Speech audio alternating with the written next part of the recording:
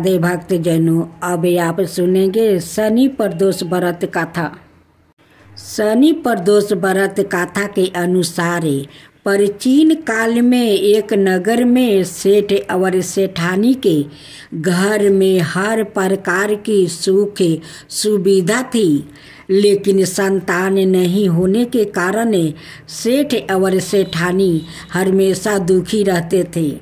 काफ़ी सोच विचार करके सेठ जी ने अपना काम नौकर को सौंप दिया और खुद सेठानी के साथ तीर्थ यात्रा पर निकल पड़े।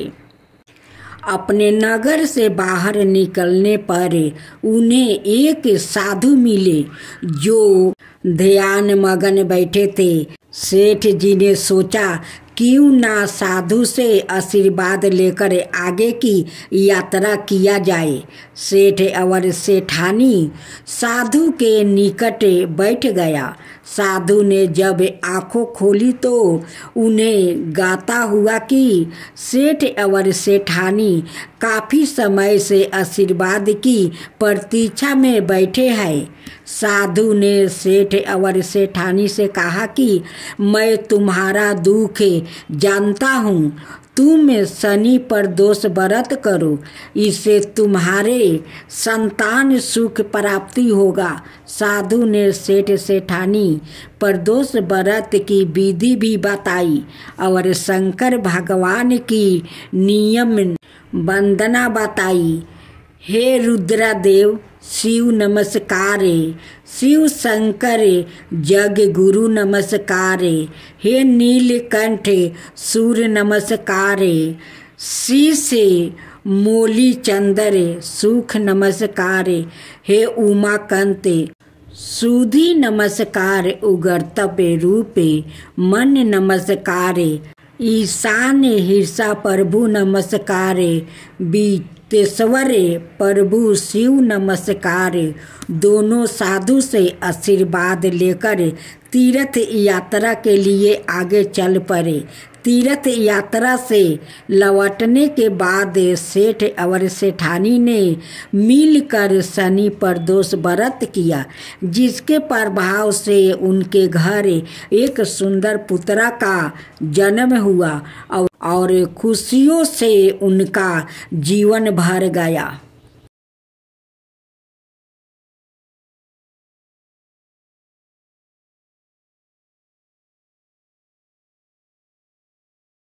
राधे राधे भक्त जनों, अब आप सुनेंगे शनि प्रदोष की जानकारी।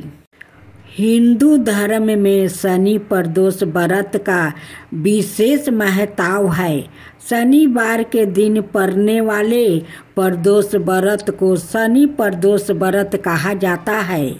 साल 2025 का पहला शनि प्रदोष व्रत 11 जनवरी 2025 को है।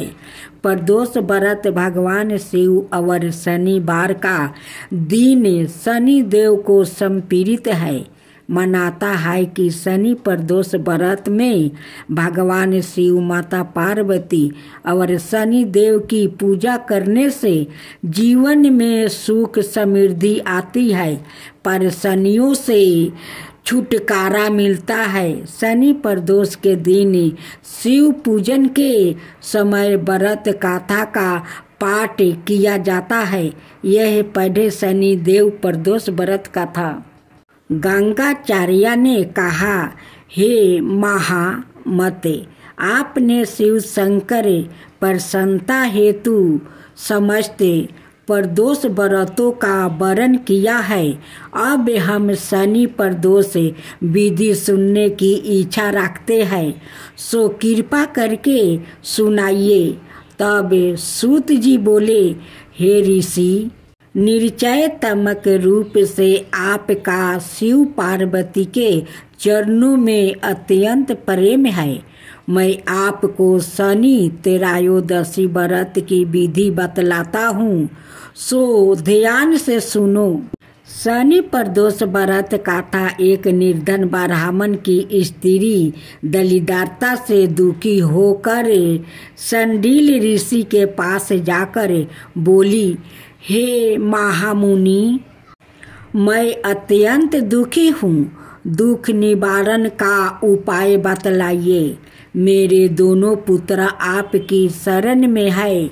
मेरे जेठ पुत्र का नाम धर्म है, जो कि एक राजपुत्र है, और लघु पुत्र का नाम सुचित व्रत है। अतः हम दलिदरता है, आप ही हमारा उद्धार कर सकते हैं। इतनी बात सुने ऋषि ने शिव प्रदोष व्रत करने को कहा। तीनों प्राणियों प्रदोष व्रत करने लगे। कुछ समय पश्चात प्रदोष व्रत आया, तभी तीनों ने व्रत का संकल्प लिया। छोटा लड़का, जिसका नाम सुचित व्रत था, एक तालाब पर स्नान करने को गया तो उसे मार्ग में सरग कलश धन से भरे पूरे मिला। उसको लेकर वो घर आया। प्रसन्न हो माता ने कहा कि माँ, यह धन मार्ग से प्राप्ति हुआ है। माता ने धन देखकर शिव महिमा का वर्णन किया। राजपुत्रा को अपने पास बुलाकर बोली, देखो पुत्रा, यह धन हमें शिव जी की कृपा से प्राप्ति हुआ है। अतः प्रसाद के रूप में दोनों पुत्र आधा आधा बांट लो। माता का वचन सुने राजपुत्रा ने शिव पार्वती का ध्यान किया और बोला, पूज्या, यह धन आपके पुत्र का ही है। माँ, इसका अधिकारी नहीं हूँ। मुझे शंकर भगवान और माता पार्वती जब देंगे तब लूँगा। इतना कहकर वो राजपुत्रा शंकर जी की पूजा में लाग गया। एक दिन दोनों भाइयों का परदेश जाने का विचार हुआ। वहाँ उन्होंने अनेक गंधर्व कन्याओं को कीड़ा करते हुआ देखा। उन्होंने देखा। सुचि व्रत ने कहा, भैया, अब हमें इससे आगे नहीं जाना। इतना कहकर सुचित व्रत उसी स्थान पर बैठ गया। परंतु राजपुत्रा अकेला ही स्त्रियों के बीच में जा पहुंचा। वहाँ एक स्त्री अति सुंदरी राजकुमार को देख मोहित हो गई और राजपुत्रा के पास पहुंचकर कहने लगी कि हे सखियों, इस वन में समीप ही जो दूसरा वन है, तुम वहाँ जाकर देखो। भांति भांति के पुष्प खिले हैं। बड़ा सुहाना समय है। उसकी शोभा देखकर आओ। मैं यहाँ बैठी हूँ। मेरे पैर में बहुत पीड़ा है। यह सुन सभी सखियों दूसरे वन में चली गई। वो अकेली सुंदर राजकुमार की ओर देखती रही। इधर राजकुमार भी कमुख दृष्टि से निहारने लगा। युवती बोली, आप कहाँ रहते हैं?